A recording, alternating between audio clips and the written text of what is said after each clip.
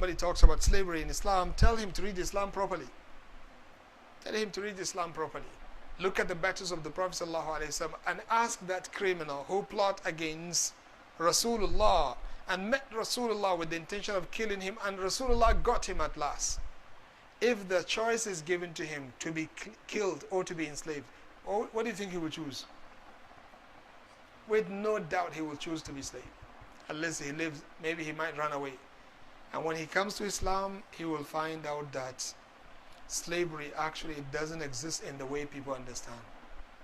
The first time in the history where a slave is considered as a brother.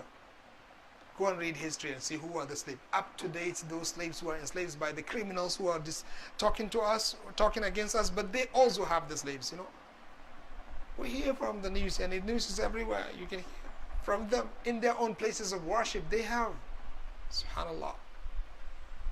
But they come and talk against us. Something that happened long ago, they still hold us accountable of that, to confuse people. Slave is what? Called a brother. The Prophet ﷺ said, Ikhwanukum, he called them Ikhwan. He said, do not ask them to do something which is beyond their capability. And when you ask them to do something, subhanAllah, this is a slave. An Arab person before Islam will not understand this. What is this? Rasulullah ﷺ is saying that if you ask him to do something, cooperate with him to finish it. SubhanAllah. He said, do not eat food except that which you are giving him. Do not eat different from that which you give him. Let them eat that which you are eating. Let them wear that which you're wearing. Nobody understood this. And he stopped people from oppressing the slaves. Abu Mas'ud was beating his slave, and the Prophet ﷺ told him, Abu Mas'ud, you should know that the power of Allah SWT over you is far greater than your power over this person. And this is a slave. Abu Mas'ud said, I do not know when does the stick fell from my hand. Couldn't hold it because the word is so powerful. And Rasulullah ﷺ looked at him. He says, Ama wallahi. When he looked at him, and then Abu Mas'ud said, I heard somebody talking to me. When I looked behind, I saw Rasulullah, and then he told me that word. He said, I couldn't hold the whip. And then I told him, Ya Rasulullah, huwa hurru li wajhillah. Said, Ya Rasulullah, he is free for the sake of Allah. And then the Prophet ﷺ said, Wallahi, if you do not utter this word of freedom, you will definitely go to hell. SubhanAllah, this is a slave, you know. He says, if you don't utter the word of freedom, you will definitely go to hell. These are slaves in Islam, you know. Islam is the religion that says, if you get into trouble in some tragedy, there are some problems you have in Islam. You cannot go out of it if you don't free a slave. Do you know that? And then somebody will come and tell you Islam is the religion of slavery. Even to marry a slave is prohibited in Islam. Do you know that? A free person cannot marry a slave. Why? Because according to the law, if you have a woman that is slave, every single child she has belongs to who? The master who owns her. So that child also is going to be slave. So we're going to be producing more slaves, and Islam doesn't want that. Because a slave cannot be productive in the community. It's very difficult for them to be productive. It's very difficult for them to maintain their righteousness because they have a lot of responsibilities on them. And this pressure also of the community and the humiliation and disrespect. Islam doesn't want that. So you have certain things when you do them in Islam, you cannot go out. You have to look for a slave and free it first. Then Allah SWT will accept you. There are a lot to be said, I'm telling you, concerning this matter. As I was saying, even to marry is haram. As a free person, you cannot marry.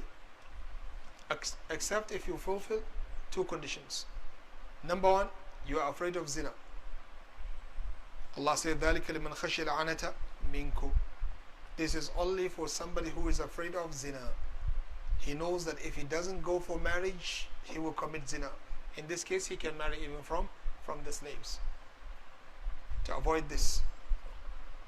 The second condition is he cannot afford marrying a free woman. For instance, you are living in a place where marriage is very expensive. Women have made like cars.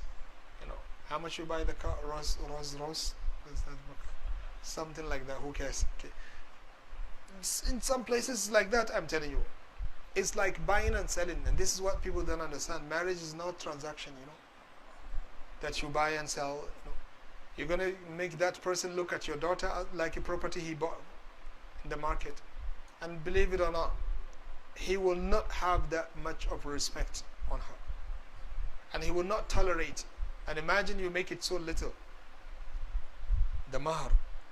That person, whenever the wife does something wrong, he's doing something wrong also. Both of them are patient with each other. Whenever she does something wrong, the first person to remember is who? The kindness of the parent.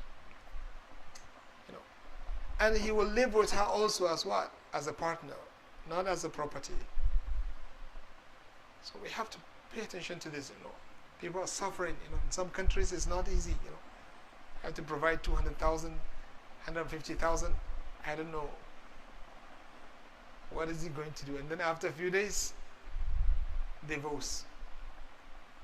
Yeah, because marriage, you look at it from far distance, it's like what? Jannah, right? Count every single second that left for the marriage, right? After it happens, white hairs start to grow, It's responsibility. It's responsibility, I'm telling you. All of this Jannah that you're remembering, if you don't base the marriage on some good foundation, you're not going to see it. You will see a lot of kawabis, nightmare.